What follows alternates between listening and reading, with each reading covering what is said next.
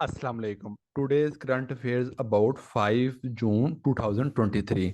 First news है, आपको last current affairs की न्यूज़ में बताया था कि डिफरेंट जो हैं कंट्रीज के prime minister, presidents, foreign ministers जो है एक दूसरे कंट्रीज का विजिट कर रहे हैं। लेटेस्ट आपको पता है हिना रबानी खर जो है फॉरेन मिनिस्टर ऑफ पाकिस्तान ने बेल्जियम और नॉर्डिक कंट्रीज का विजिट करना था।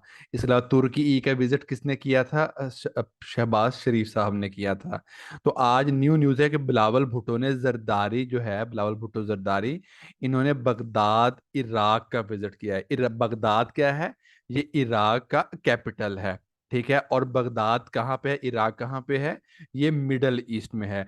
दो इंपॉर्टेंट इंफॉर्मेशन। अच्छा, मैं आपको लोगों को पहले भी बताता रहता हूँ कि जब बहुत ज्यादा एक्सट्रीम विजिट्स हो जाएं तो फिर वो विजिट्स का नहीं पूछता, फिर वो थोड़ा सा अपना पैटर्न चेंज कर लेता है। अब हर एक को ऑलमोस्ट पता होगा कि भाई बिलावल भुट्टो ने बगदाद का विजिट किया है, इराक का विजिट किया है। हिना रबानी खर ने नॉर्डिक कंट्रीज का विजिट किया है, बेल्जियम का विजिट किया है। शहबाज शरीफ ने तुर्की ई का विजिट किया है। तो अब वो थोड़ा सा पैटर्न चेंज करेगा। जो फेमस चीज है शहबाज शरीफ वाली की तुर्की के विजिट किया है, वो उसकी डेट पूछेगा। डियर स्टूडेंट्स, मैं आपको बार बार रिपीट करता हूँ, पेपर क्रैक करने का भी साथ साथ तरीका बताता हूँ कि जब चीज बहुत ज्यादा फेमस हो जाए कि ये हर बंदे को पता होगी, तो वो उसका थोड़ा सा पैटर्न चेंज कर लेता है। अब शहबाज शरीफ का सबको पता है, तो वो 3 जून का पूछेगा कि 3 जून को शहबाज शरीफ ने विजिट किया था। बिलावल भुट्टो का वो ये नहीं पूछेगा कि उन्होंने कहाँ का विजिट किया था। वो पूछ लेगा भी पीएम ऑफ इराक बता दे, प्रेसिडेंट ऑफ इराक बता दे। ये भी फेमस चीज है बट थोड़ा सा हटके है। तो प्राइम मिनिस्टर कौन है? मोहम्मद शिया अल सुडानी। और प्रेसिडेंट कौन है? अब्दुल रशी लतीफ राशिद। ये दोनों जो है प्रेसिडेंट और प्राइम मिनिस्टर्स हैं इराक के। ठीक है। आपको specially SAARC countries, South Asian countries, और जो दुनिया की मेजर इकोनॉमिक कंट्रीज हैं, इनके प्राइम मिनिस्टर, प्रेसिडेंट्स 100% आने चाहिए। अच्छा, इराक जो है ये मिडल ईस्ट में है या वेस्टर्न एशिया में फॉल करता है? बहुत मजे की इंफॉर्मेशन देने लगा हूं कि land between two reverse Mesopotamia का नेम है। Mesopotamia mean land between two reverse.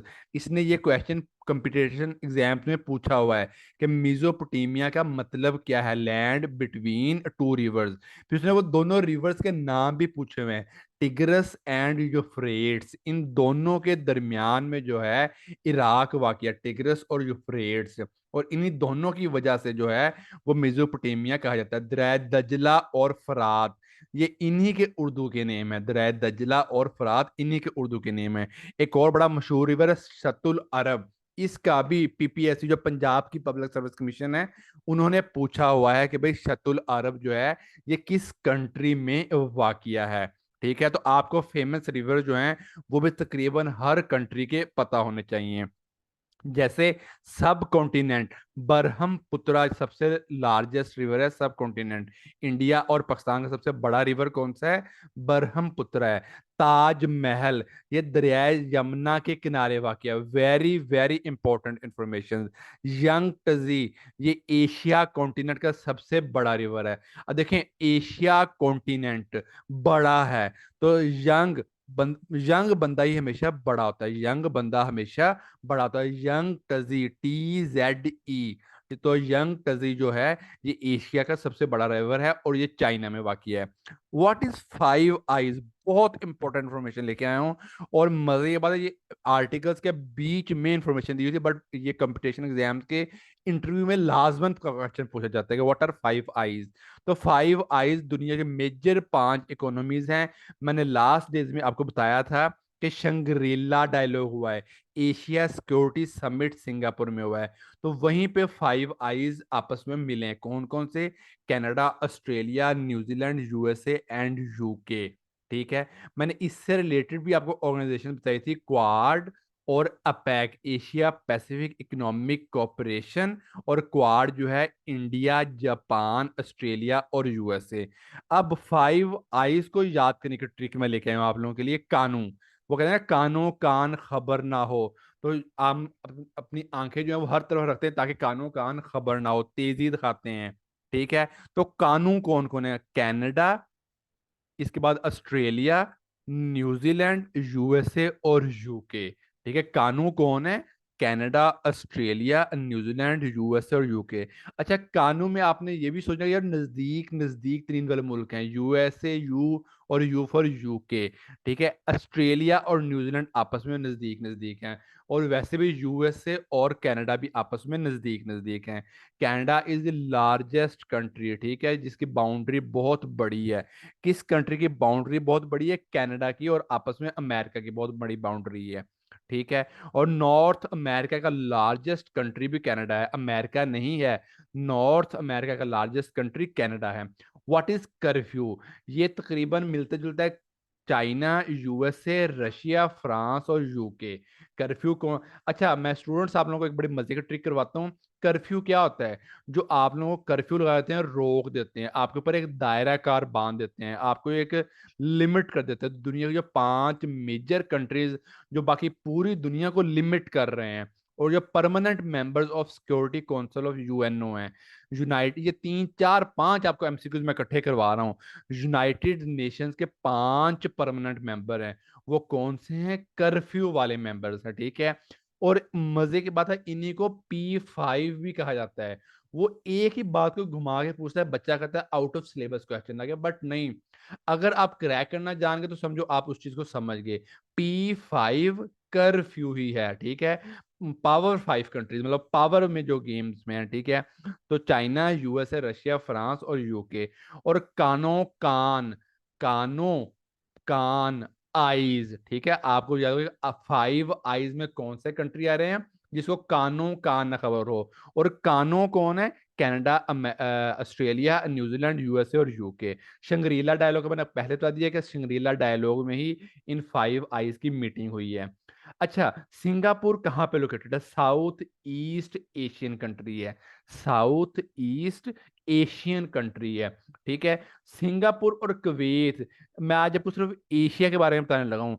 2 countries Asia के ऐसे जिनका कैपिटल का नाम उनके कंट्री के नेम पे ही है, सिंगापुर सिटी और कुवैत सिटी। ये इनके कैपिटल्स का भी ये नाम है, Singapore, Singapore city, Kuwait, Kuwait city. और एक छोटी सी इंपॉर्टेंट इंफॉर्मेशन थी कि which countries citizen have to vote for 7th time in 10 years।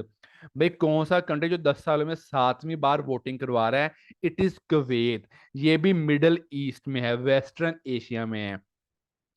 अच्छा, मर्सिया, बहुत इंपॉर्टेंट इंफॉर्मेशन है, जो उर्दू का लाजम पेपर अटेम्प्ट करने वाले उनको पता होना चाहिए। मर्सिया जो है ये क्या चीज होती है, और इसकी सबसे पहले आपके लिए इसकी इंग्लिश लेके आया हूँ, एलिजी। ये डान के न्यूज में यूज हुई है कि व्हाट इज एलिजी। मर्सिया की इंग्लिश है एलिजी।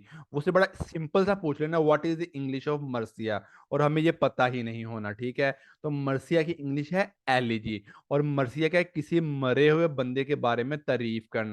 ठीक, किसी मरे हुए बंदे के बारे में तारीफ करना। और मरसिया, मीर उनीस। अगर हम मीर के मीम ये रे ये निकाल दें तो मरसिया, यानी मीर अनीस किसके लिए फेमस है? मीर मरसिया। आपको इस ट्रिक के साथ याद रहेगा कि मीर में से आपने ये लगा दी, निकाल दी, तो वो मर गया। ठीक है, मरसिया। ठीक है, मीर अनीस जो है वो फेमस हैं। और एक बहुत इंपॉर्टेंट इंफॉर्मेशन बताने लगा हूँ, 111 मरसिए। ये किसके मुतल्लक बुक है? मीर अनीस के कलेक्शन है मरसियों की, 111 मरसिए। बहुत इंपॉर्टेंट इंफॉर्मेशन थी, ये आपको पता होनी चाहिए। अच्छा, जकिंद्रा आर्डर्न, ये कौन है? न्यूजीलैंड की साबका prime minister. Who is the. अच्छा स्टूडेंट्स, एक और बड़ी मजे की बात है। ठीक है, जब आपको पता होगा यार ये लेटेस्ट बंदा फलाना है, फॉर एग्जाम्पल अब इस time chief justice supreme court of Pakistan के उमर अता बंदयाल हैं, सबको पता है, वो सडनली पूछ लेगा who is the previous chief justice of supreme court. मतलब आपको ये चीज प्रीवियस, फ्यूचर, प्रेजेंट, ये आपने इंग्लिश के तीनों टेंसेस को जीके के अंदर लेके आना है।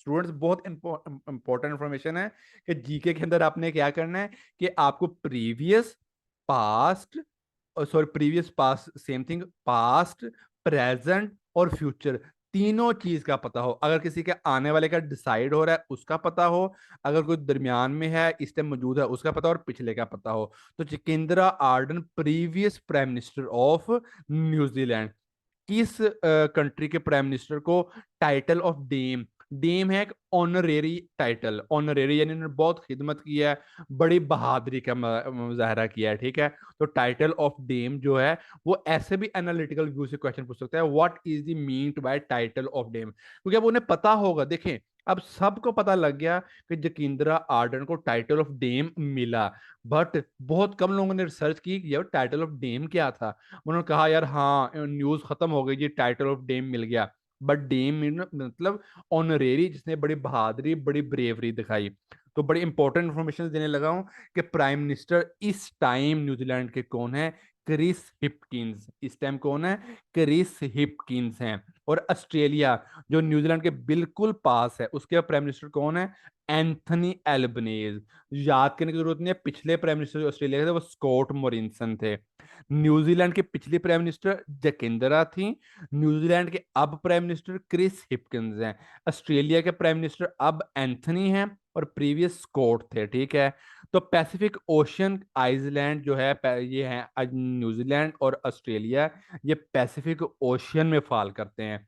बहुत मजे की दो तीन इंफॉर्मेशन लगा, किंग चार्ल्स थ्री किस दिन ताजपोशी हुई, मई 6 को हुई।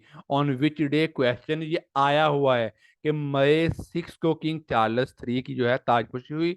और ये भी क्वेश्चन की आया हुआ है कि किस दिन जो है वो मलका बरतानिया की डेथ हुई थी, ठीक है। अब किंग चार्ल्स थ्री जो हैं ये न्यूजीलैंड के हेड भी हैं। अब ये क्वेश्चन जो न्यू लोग होंगे करंट अफेयर्स में वो ये कहेंगे कि भाई प्राइम मिनिस्टर भी है न्यूजीलैंड का, और किंग चार्ल्स थ्री जो ब्रिटेन का बंदा है वो हेड है न्यूजीलैंड का।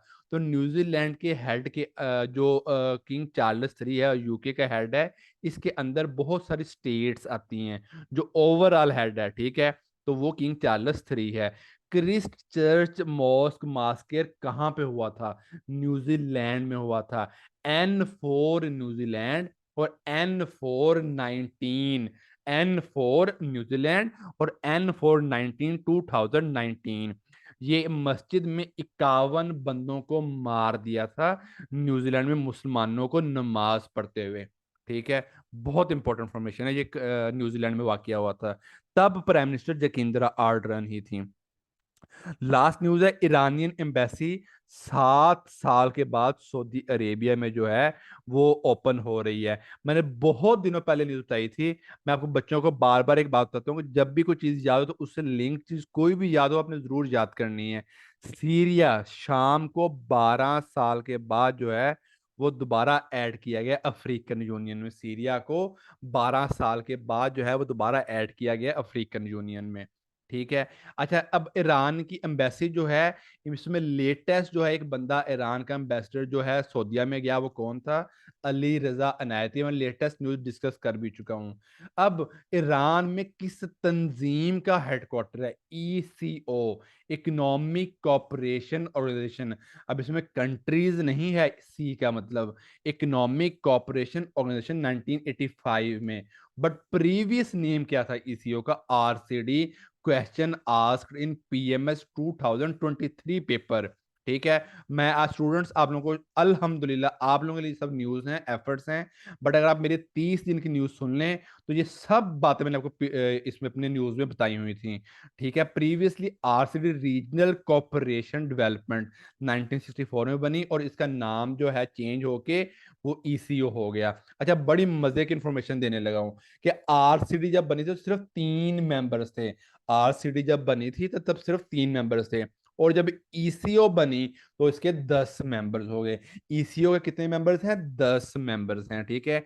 एशियन ममालक association of South East Asian nation, Asian जो मैं लिखा हुआ है यहाँ पे, ये एशिया कॉन्टिनेंट मत समझे, ये Asian association of South East Asian nation, इसके भी 10 ममालक हैं।